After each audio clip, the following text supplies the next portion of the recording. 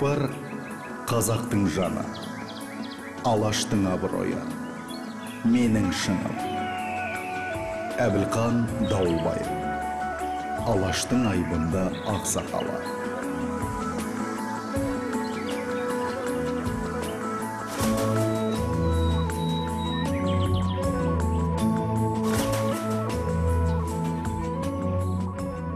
Атқа қонған кезде кентавр сияқты болса, тақыммен ат ажырақсыз болып қалады.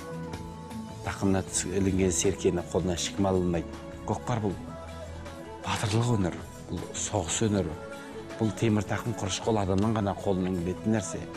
Екінің бір көкпар тарта алмайды. Көкпардың атының бабы да бөлек, көкпар тартатын адамның жүрегі де бөлек. Көкпарға кимелеп кіретін, дода кіретін айғырдың да жүрегі ерекше болады. Сол айғырға мінген азаматтың да жүрегі ерекше болады. Айғырдай азамат қана тартады көкпарға. Айғыр ғана тартады. Бір-екі солғанда беті қайтып қалатын адам бұл көкпарға жоламайды. Алла бекем осындай азамат. Мен өзім ел аралап, жұрталап жүрген жерде енді бұндай палуан болған емес. Қазіргі палуандар енді бір сирақты ұстап шауып жатыр ғой, бір сирақты бір тартады ана тартқыштар. Әбекең сол кезде екі сирақты бірдей қысып ұстап алғанда, ана тартатын сирақ болмай қалған ғой. Бізде жаңағы сол ауылдың кішкене бұзықтауы болса керек. Мынау болмайды, екі сирақты ұстап алған, біз қаяқтан тартамыз дейді. Сөйтіп жанжал шығарған кезде кәрiyесі, сенің шаман кезде 4 аяқты қысып ұстап ал дейді. Оның күші бар, күші болғандықтан қысып ұстап алған ғой. Неге тартпайсың сен? Сен өйтіп жанжал шығармаңдар, көкпарды қалай шапсаң, олай шап. Күшің кеп тұрма, салып алғын деп, жаңағы шал сөйтіп айқайды басқан сол жерде. Асқаралы Алатау мен қарт Қаратаудың қақ ортасы. Табиғаты әсем, суы мол, топырағы майлы, жанға жайлы жер. Тұлпар туып, сұңқарлар қонған құт мекен. Дәл осы мекенде талай апай төс дала батырлары дүние есігін ашқан. Дауылбайдың ұлы Әбілхан да осы шұрайлы мекенде туып өскен. Дауылбай атамызда сері болған деп айтады, әнші күйші болған деп айтады, аңшы болған деп айтады. Жалпы дәстүрлі өнер бір-бірімен қоңсы жатқан дүние. Жырдың елімшілдіктің бір дәстүрлі өнерден, балуандық, көкпар, ат бегілік, құс бегілік осының бәрі бір-бірімен өзі тамырлас жататын дүние. Осы дүниенің бәрі бір Әбілхан ағаның бойынан орын тапқан сияқты болып көрінеді маған. Дауылбай атамыз әкемнің әкесі. Ол кісі өте сондай сұсты, шабандоз, үлкен, жаңа нар тұлғалы азамат болған. Өте түріне адам тіке қарай алмайтын, кереметтей қазақтың батырының бірі болған. Сол атамыз кіші күнінде ұлдардан ең кенжесі мен әкем болғандықтан әкемді қатты еркелетеді екен. Кез келген әке өзінің балаларын ешкім ала алмайды, балаларды бөлек көрмейді, бірақ соның баланың ішінде де өзі бір ерекшеленіп тұратын болады өзі. Ол ата-ананың қадірін балалы болғанда білесін деп, біз мысалы балалы шағалы болып қазіргі жаңда өзіміз басымыздан кешіріп отырмыз. Сол кезде атамыз айтқан екен, бұл азаматты, бұл баланы ұрсушы болмаңдар, бұл қожайын болады барлықтарына деп. Балалар далада көшеде ойнап жатады, біз көріп басамыз, көріп ол кезде жаңағы электрический жоқ, қолмен басамыз, соған біз айтамыз, ата не керегі бар осының деп. Жоқ, халық үшін жұмыс істеу керек, халық ұмытпайды бұны деп. Халық үшін өмір сүрген кісі еді атамыз. Осындай текті тұқымнан тараған Әбілхан Дауылбайұлы ерте есейеді. Ауылдың қарадомалақ баласы күнделікті күйбең тірліктің барлығын өз атқарады. Солай жүріп, білім алуды да бір жолға қояды. Біз осы мынау Елтай деген ауыл болады. Сол 8 жылдықты 4 класты ауылда бітірдік, 4 жылдық мектеп еді. Содан 8 класс, 4 жыл осы Елтайға келіп оқыдық. Сонда осы ара қашықтығы 15 шақырым жер. Осы жерде жаяу жүріп өтетіміз. Ол кезде көлік бұяқа шықпайды. Мынау шақты деген болса, геолоразведкалар. Солардың мәселесі келінде бәсек өңшен осы жерден жаяу өтіп жүретіміз. Қысы жазы осы еқараның жол болатымыз. Осы мынау тегіс жермен жүрген бір бөлек, мына тауға салып, мына тастың арасынан осыны өтіп, жаңағы тамағымызды арқалап, кітабымызды арқалап дегендей жүрген соның өзі біз үшін үлкен бір не берді деймін, күш берді деймін. Таза ауа, Jeri salkın, masası şıfın çirkeyiz bolmaydı жазды күнді. Sodan ne kılattı жаңағы? Avanın esiminden ösüp önüp, özümüzün 91'e geldik қазір. Осы avanın tazaşı, жазда қымыз ішеміз. Қысы күнді тамашалап көкпар шабады, ойыншық жаңағы делерді. Осы той жиындарда жаңағы Дауылбай кісі басқарып тұратығын осы жерде. Жастайынан атқа мініп, тұла бойы желғақта шымырланып ер жеткен Әбілхан әдегенде бірден көкпарға ден қоймайды.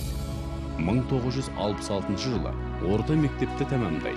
Түлкібастағы гидромелиоративтік техникумға барған соң баскетболдың добын қуалап, біразға дейін барады.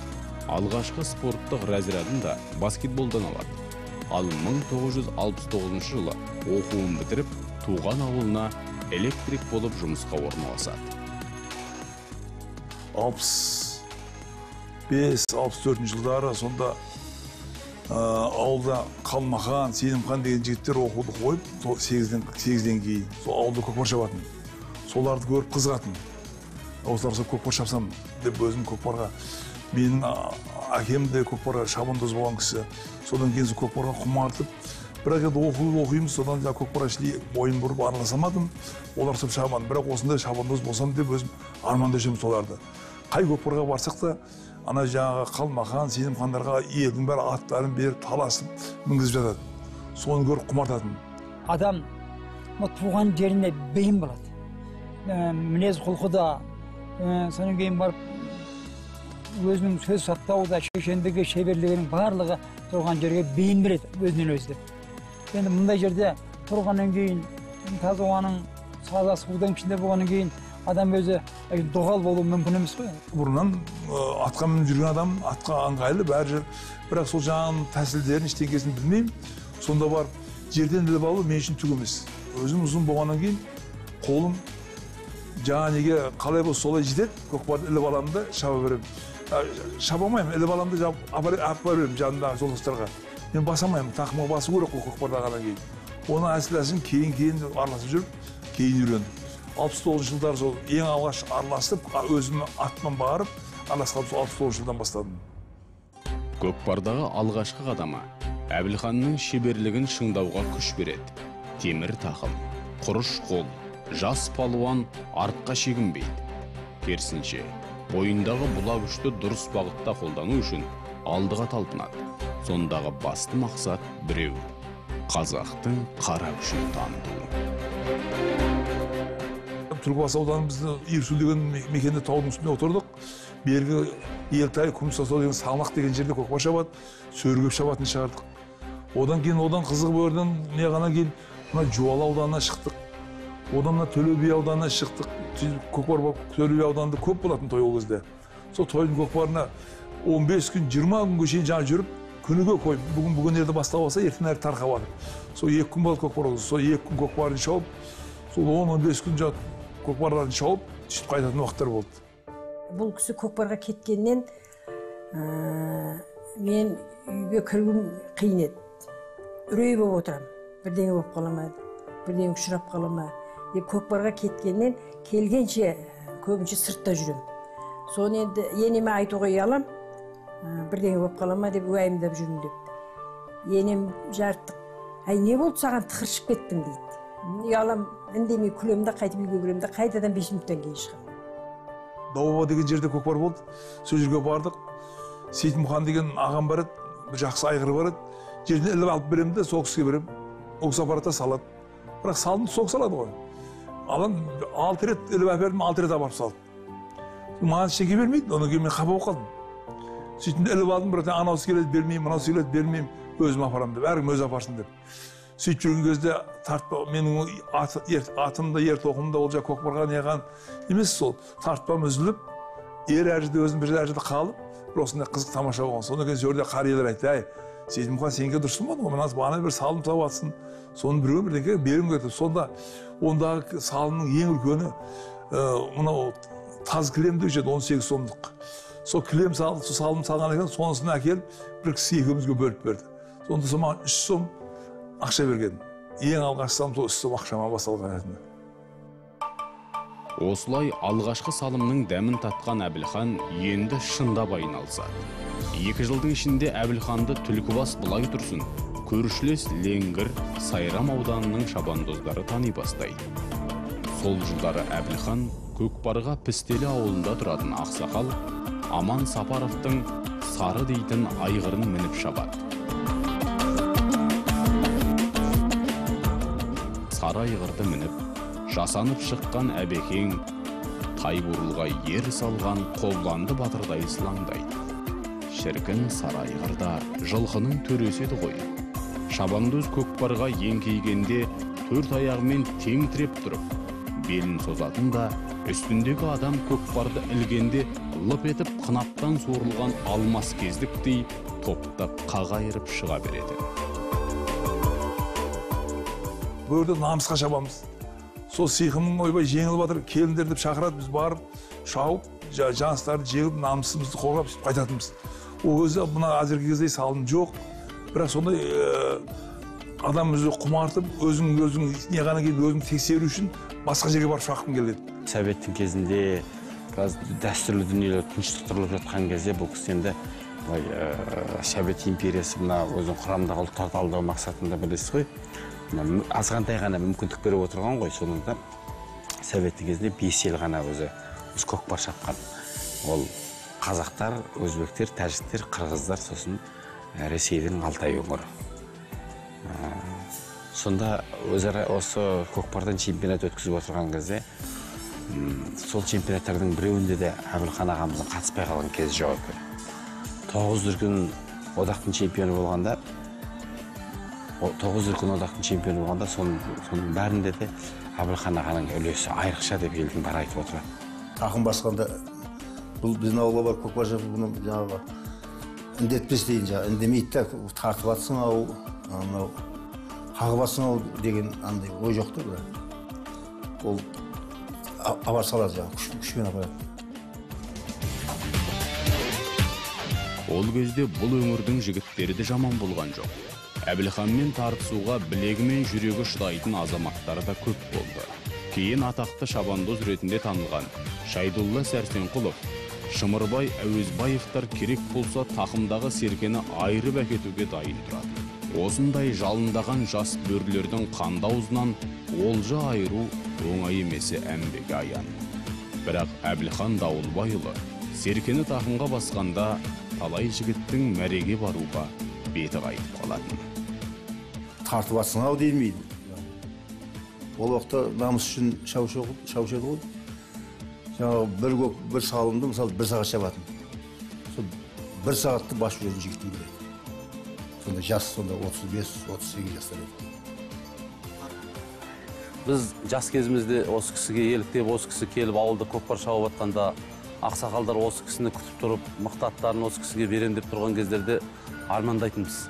Біз де осы кісі сияқты палуан болсақ, бізге де өйстіп ат беріп атса, сол күндер қашан болады екен деп армандап осы Әбекеңе қарап өскенбіз.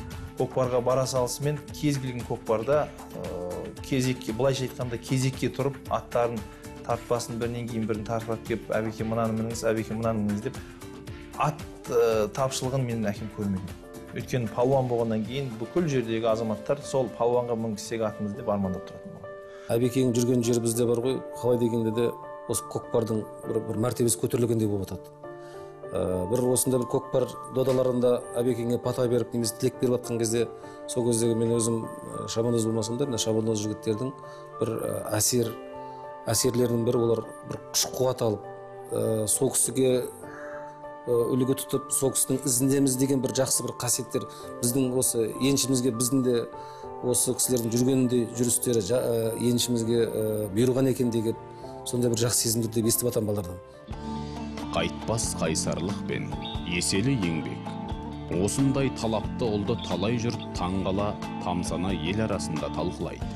Керек десеңіз, Алатаудың арғы жағындағы айырғалпақты ағайындарымыз да Апайтөс дала батырын көру үшін шақырту жіберген.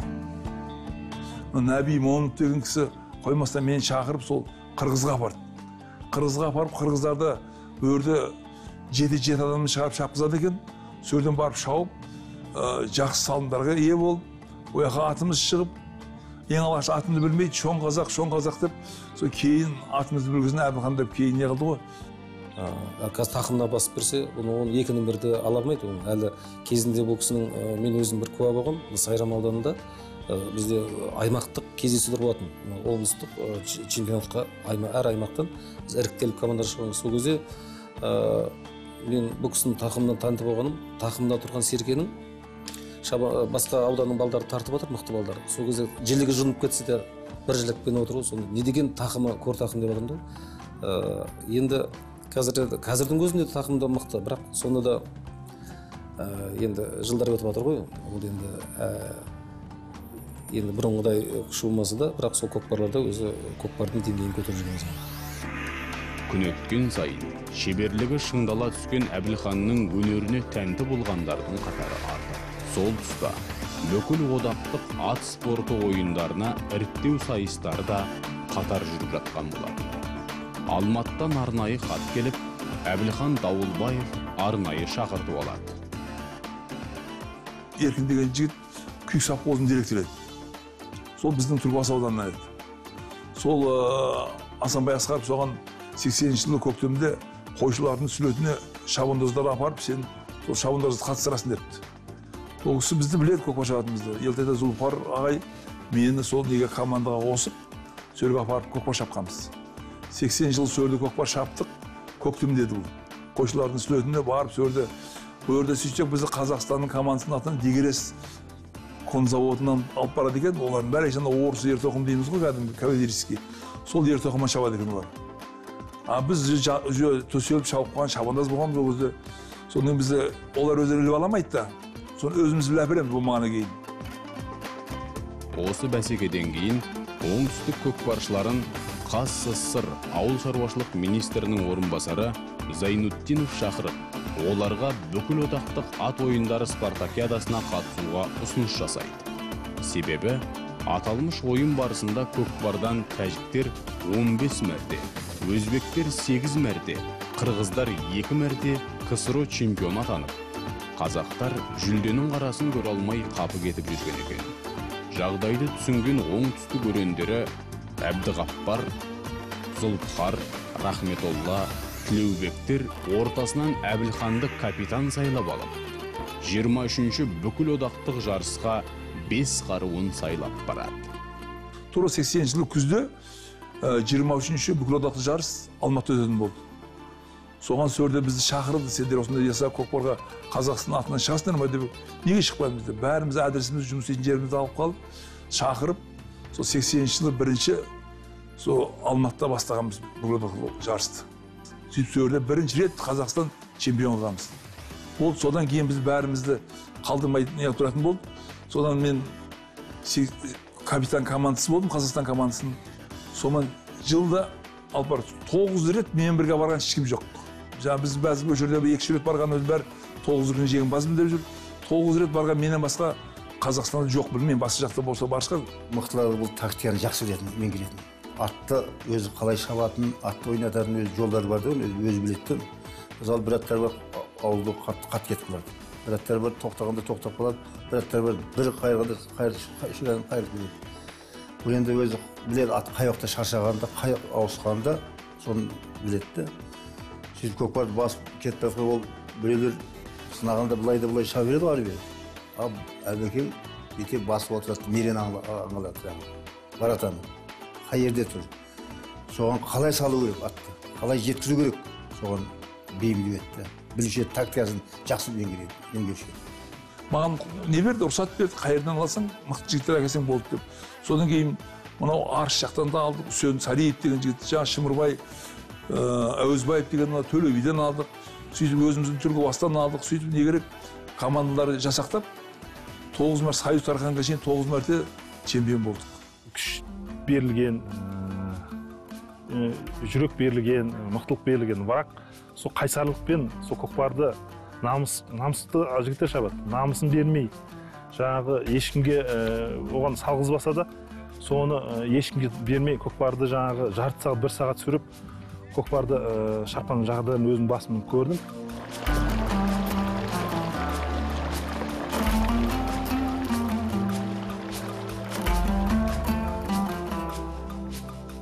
Әбілханның бойындағы бұл ерліктің құпиясын осы күнге дейін ешкім аша алмады. Бірі табиғи күш десе, бірі жарысқа жақсы дайындықтың әсері деп пайымдайды. Ал көненің көзін көрген қариялар Апайтөс дала батырының арғы тегіне үңілу керек дейді. Әбілханның болмысы, бұла күші, бұл батырлар жалғасы. Қорға баратын күні соншалықты құмарлығы ма жөнді ұйықтамайды. Өзінен өзі бір түрлі болып шығады, жөнді ұйықтамайды. Бармайтын жағдай болып қалса, бір түр ренжіп, қабақ ашылмай жүреді. Көкпардан қалып кеткен күні ренжіп жүреді да, ештеңе болмасын екен деп тілеймін Құдай, аман есен көкпарына барса екен. Жаңағыдай ғой, құмарлық шығар. Әкеміздің осындай көкпарға соншалықты қызығатыны, көкпар десе ішкен асын жерге қоятыны, сонымен қатар мынау қандай қазақта қандай өзімізде жаңағы той тумалақ болады, қонақ күту болады, қандай жағдай болмасын, соның бәрін ысырып қойып, сол көкпарға кетіп қалатын жағдай бар. Сол құмарлық қан өзінікін жібермейді дейді. Сол қанмен, ана сүтімен, әкеміздің қанымызбен бойымызға дарыған шығар. Аллаға шүкір, отбасында 4 ұлмыз, 4 ұлда ат жалын тартып, өзінің бір азамат болған шағынан бастап, осы көкпарға араласқан жағдайымыз бар. Көкпар бұл бір құмарлық қой, құмарлық жақсы құмарлық. Бұл құмар ойын емес, азарт емес. Бұл шынында да ердің бойына энергиясы күш сыймаған кезде тақымы қышып, қолы осы алақаны қышып, серке тартқысы кеп тұрады сол кезде. Сай-сайда таудың қойын қолтығында осы көкпар шауып жүрген кезде бокстер алыпты, жалпы осы ғажайып өнер аман жетті бізге. Бұның өзінің тәсілі бар. Құрдан құрайды көкпарда тақымнан салып әлі бір шақ бұл емес деп айтамыз ғой. Оның өзінің тәсілдері болады. Спорт болғаннан кейін, бұл өнер болғаннан кейін оның қыр-сыры құпиясы болады. Осы құпиясын меңгерген әбекеңдер арқылы біз ұрпаққа тәрбие береміз. Осы бір нәрсені біз айрықша айта кетуіміз керек. Осы дәстүр сақтап қалған азаматтардың ағаларымыздың бәріне біздің ұрпақ рахмет айтуға міндетті деп ойлаймын. Тақымыңдағы көкпардан адам қалай ажырайды дейді. Біз тақымнан басамыз, кішкене жүреміз, енді бізде шауып тұрған кезіміз. Біраз жер барғаннан кейін ажыраймыз да енді, анаяқта тартып атқанда палуан ғой. Сонда әбекең бізге қайтып келе жатқанда ұрсады, сен бағана ажырадың дейді. Енді ажырадық та десек, адам тақымындағы көкпардан ажырай ма деп айтатын. Көкпар, ептілік пен мықтылықтың, мергендік пен шапшаңдықтың ойыны. Кезінде ата-бабаларымыз бұл спорт түрін қазақ батырларының соғыс алдындағы жаттығу деп әспеттеген. Расында көкпарға кез келген азамат қатыса алмайды. Сайдың тасында еріктелген, қақымы тастай, білекті әрі жүректі жігіттер сынға түседі. 1985 жылы Отырар ауданы, қазіргі Отырар ауданы, Апсавод деген елді мекенде үлкен көкпар болған. Осы күлді Қазақстан келген, Өзбекстан келген, Қырғызстан келген. Сөйтіп, сол кезде көкпар дегеннің датауы мықтылығы бір күнде қазіргіде 35-40 салым кетеді. Ол дәл сол көкпарда бір күнде 9 салым кеткен екен. 9 салымның 3 салымын әбекең салған. Ең жақсы көретін аты Қасқарттығын, Шауқат деген қарамылықтық бір шал бар еді. Соның аты еді. Сонысы ең ағаш салым салды, мен көтердім. Сонда бәрі таң қалды ғой. Сол атты артынан көп келді, жаңағы Тәжікстаннан, Өзбекстаннан сол атты сатама деді. Енді ол доданы жару деген өзінде ол біздің қолымызда емес, ол атқа байланысты оның бәрі. Жаңағы Қарабұлақтағы аттан адам өзі не келді дейді ғой, андай сай келді деп айтады ғой біздің қазақта. Сол сай келген солау деймін де, сол ат жануарды мен сол ат өзі андай қасына адам барса құлағын жымиды деп жолатпайтын.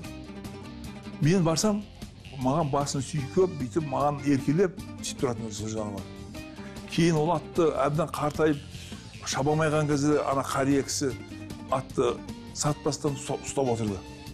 Сонда мен үйіне барып басам, жаңа барып атты көріп кетейін деп атқа кірем, атқа кірсем жануар маған жай еркелеп басын сүйкеп тұратын дейді.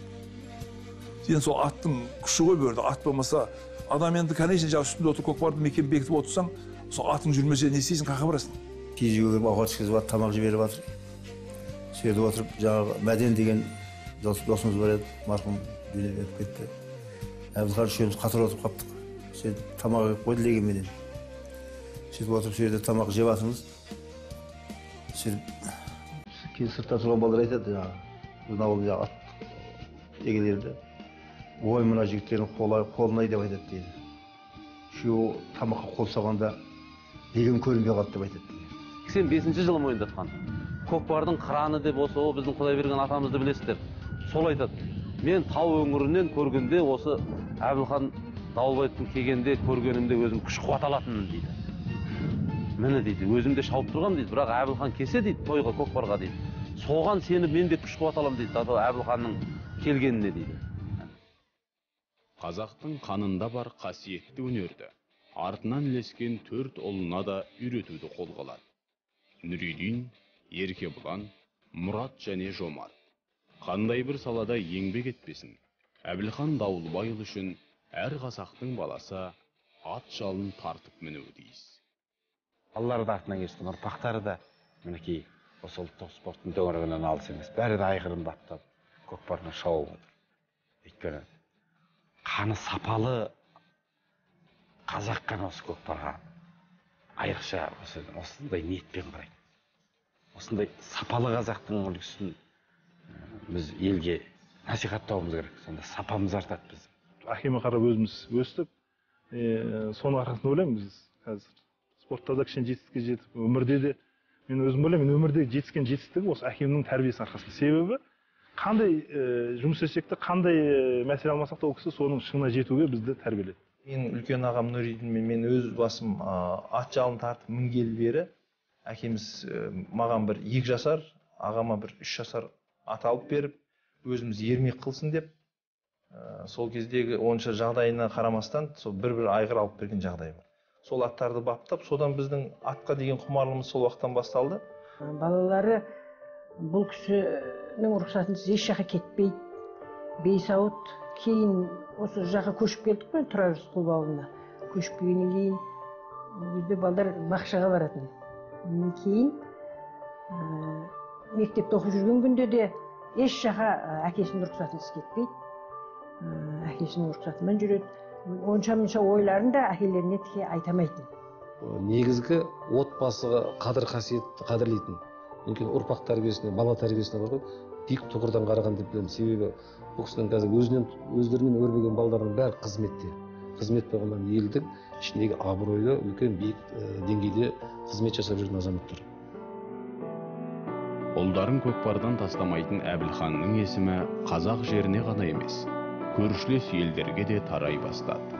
Сонда бірі Алатаудың алыбы десе, бірі аю деп ерекше әспеттеген екен.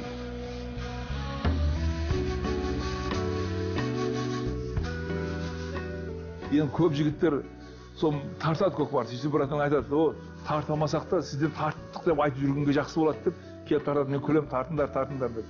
Қасқат бұның дос еді. Ең сүйікті аты, любой дәу тойда ең ağır салымдарды сол аттан апарады. Аттың күштілігі мықты да, атты күштілігі. Аттың енді дәулігі, аттың омырауы, сауындар келген нағыз қазақтың қарабайыр айғыр. Батырбай ақсақал деген ақсақал өткен өмірден Шардар ауданында. Сол жақтан жаңағы көкпарға барған кісілер Жетісай жақтың.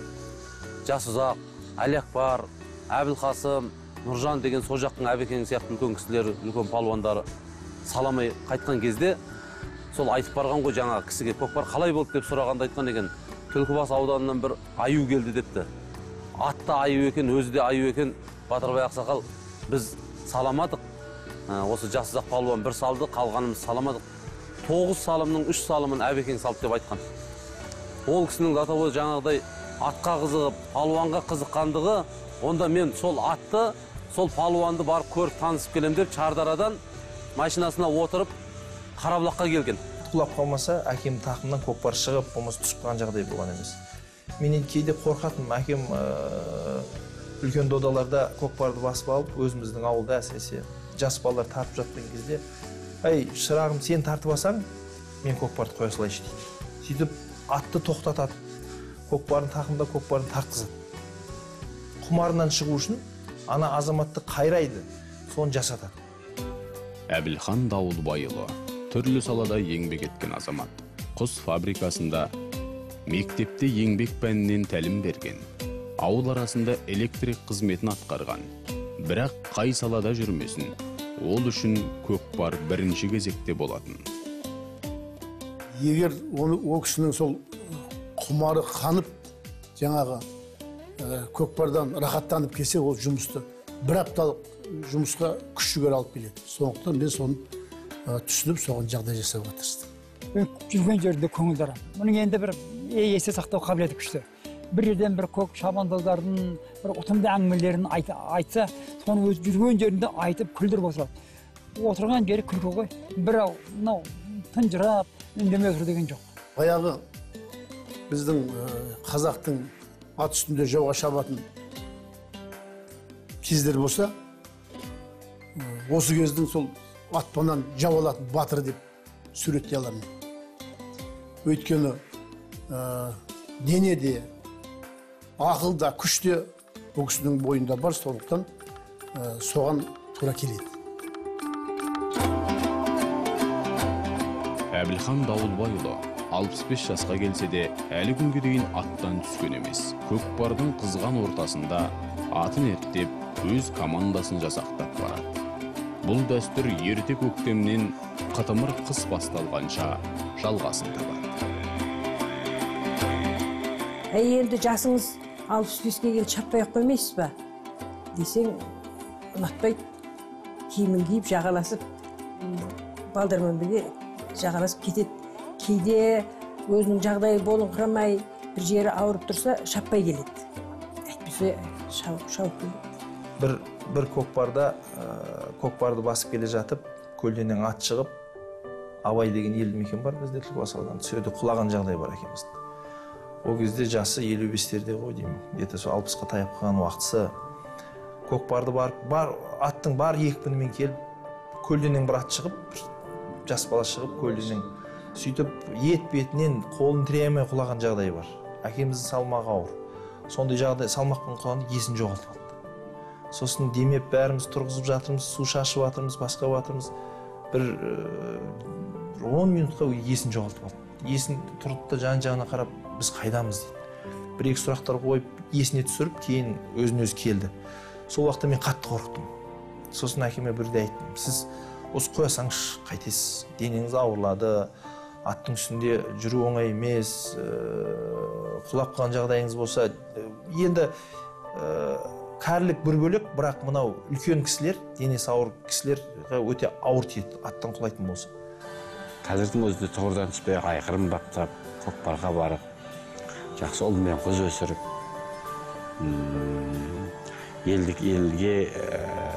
елдің осыншама рухани дәстүрлі осы көкпардың дамуына қадар қалшы үлес қосып жүрген ағамыздың бізге бағасы өте қымбат. Атқа міне алатын адам, ол денсаулығы бар азамат деген сөз. Атқа мінбей қойып кеткен азаматтарды қазір көріп жатырмын. Әкемнің жасы кіші, түрін көрсеңіз қартайып кеткен масқара. Мынау қанша дегенмен ат жануар адамның бойындағы теріс энергетиканы, бойындағы сондай жаман нәрселерді алады деген рас нәрсе. Одан кейін аттың үстіне мінгенде адамның қимылдамайтын мүшесі қалмайды. Бүгінгі таңда мен әкем аттан түспесе екен деп тілеймін. Асқаралы 60 жастан асқан Әбілхан Дауылбайұлы бір қыз, 4 ұл тәрбиелеп, бүгінде артынан ілескен ұрпақтарына саналы тәрбие беруде. Ұлын ұяға, қызын қияға қондырып, Алаштың айбынды ақсақалына айналды. Қазақтың салтын, дәстүрін, ғұрпын, соны мадақтайтын адам. Екінің бірімен тіл табыса береді. Ешкімге мен осындаймын деп өзін көкірек көтеріп жоғары санаған адам емес. Даже кейбір сол әсіресе көкпарда мінез, шатақ, басқа бір қиын жағдайларда бұл кісі көбіне үндемей жинайды. Ақ көңіл, ешкімге жаманшылық ойламайды, қолынан келсе жақсылық жасайды, қолынан келмесе жаманшылық ойламайды. Есептесіп, санасу жоқ, біреу бірдеңесі жетпей жатса мәдеп бере салады қолында болса, немесе бір жаққа апарып келу керек болса, түнімен ұйықтамаса да сол апарып келеді.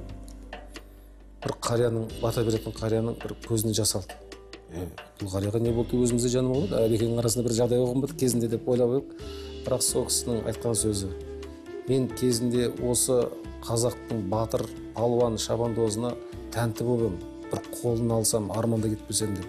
Міне үлкен кісінің сол кездегі осы Әбілхан ағамыздың көкпар дүниесіндегі бір өзі 3-4 адаммен барып, сол Қырғыз еліндегі көкпардағы жаңағыдегі өгіз өлісі болсын, бүкіл негізгі салымдардың бәрін бір өзі басып келген.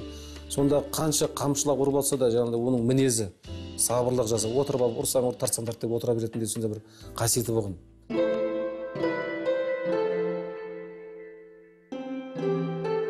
Туған жердің табиғатынан асқан керемет бар ма? Әбекең қолы қалт ете қалса, кезінде көкпардың көрігін қыздырған достарын ертіп, тау баурайына арнайы келеді. Алаштың абыройын асырып, мерейін тасытқан талай батырдың тұсауын кескен құтты мекеннің ауасын жұтқанның өзі бақыт дейді. Ақсудың жағасында жүріп туғаныма мен өзім бақытым деп санаймын. Осылардан нәр алып, осылардан не қаныма соның арқасы шығар. Осынша жетістікке жетіп, не жүргендерім деп өзім ойлаймын. Мынау бұл жерлеріміз, мысалы, Түлкібасы дегеніміз, Шерхан ағамыз айтқандай, сұңқарлар қонған жерде атаға бекер айтылмаған сөз, сол жерден туғаныма өзім мақтан тұтамын. Бар қазақтың жаны. Әбілхан Дауылбайұлы артынан ілескен шәкірттеріне осы қанатты сөзді әрдайым құлақтарына құйып жүреді. Себебі баланың намысын оятатын бәсеке, ұлттың қорғаны болатын ұландарға күш бермек.